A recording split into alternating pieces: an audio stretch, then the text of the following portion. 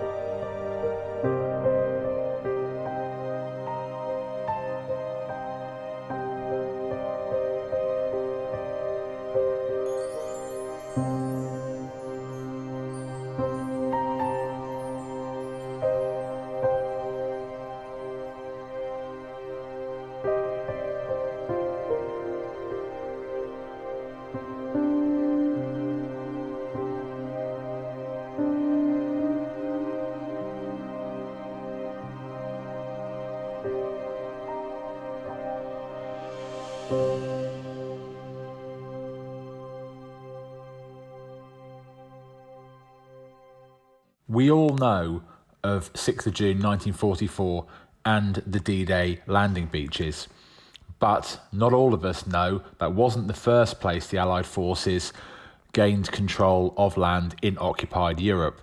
And this is where it first took place. This is now known as Pegasus Bridge, the first bridge over the Caen Canal, and Operation Dead Stick is what took this. Right now, I am stood on the first piece of land liberated just after midnight, about 15:15 or so, on the 6th of June 1944.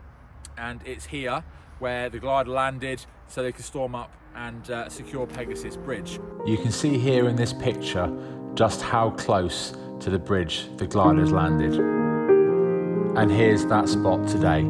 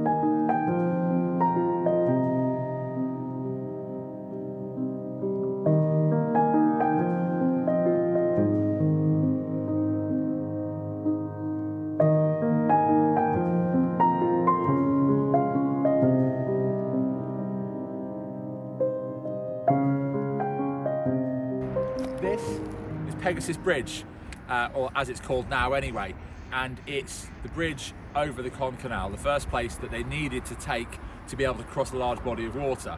If they didn't take this and hold it, then it would be irrelevant how many of the guys got up the beaches, because they would just be stuck here, couldn't get across, and then of course the German reinforcements could come in from behind. It's called Pegasus Bridge now after the emblem of the airborne forces that came in to take it. This of course isn't the original, it's been enlarged, the original's now in the museum, but across there what you can see is the first house liberated in France, and it was then used to nurse the soldiers back to health while they were fighting here, and of course that is now what we all know as the Pegasus Cafe.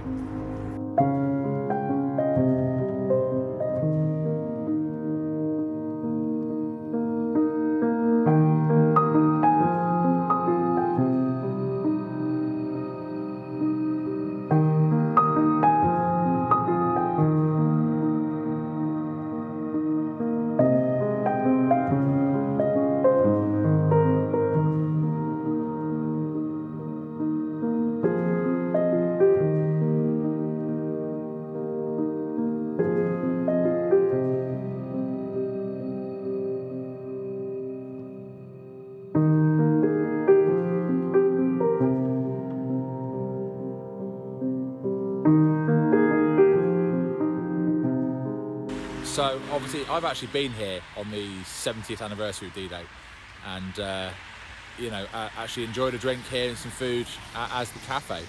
And to think that this is the first house in France liberated in World War II.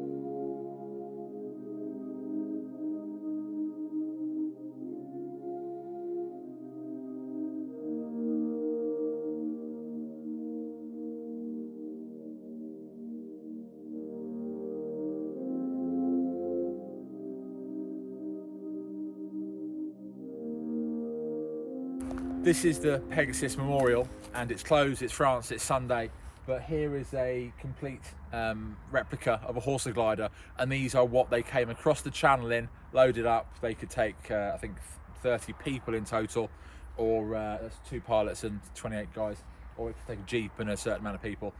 And they were designed to come into places like this where you didn't have to take off afterwards. They were disposable, and that's what they had to do here, literally crashing into the banks to be able to take the bridge as quickly as possible so no one blew it up and mission was aborted. I'm not 100% sure I would want to have been towed across the channel and then landing just after midnight, knowing full well what was going to happen, and not at sort of 21.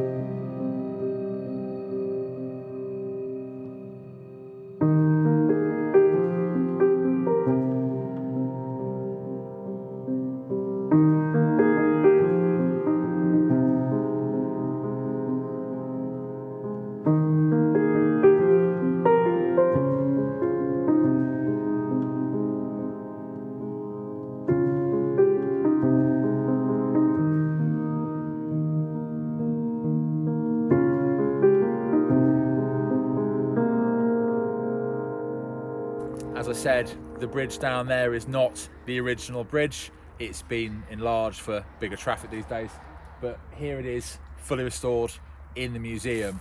And I've been fortunate enough to be here when some of the guys on one of the anniversaries who actually helped take this bridge were here. And it might look like a restored metal bridge to some people, but I've seen the emotion it brings out to others.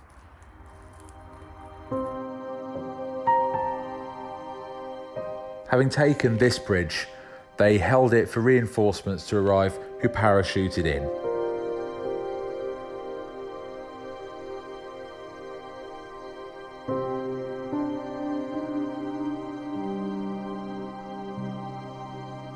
They held the bridge under attack, which allowed the forces from Sword Beach, just down the road, to advance.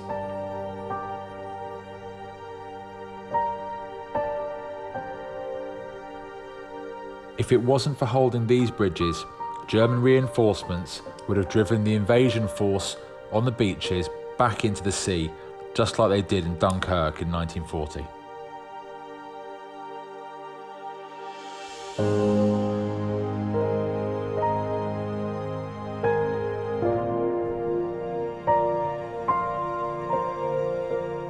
It all came at a cost, but one we all remember.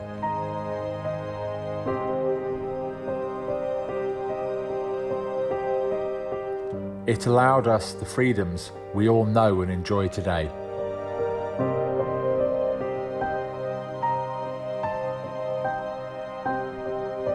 Looking around at the ages on these tombstones puts into perspective what we're going through today and the sacrifices to normal life we're currently making.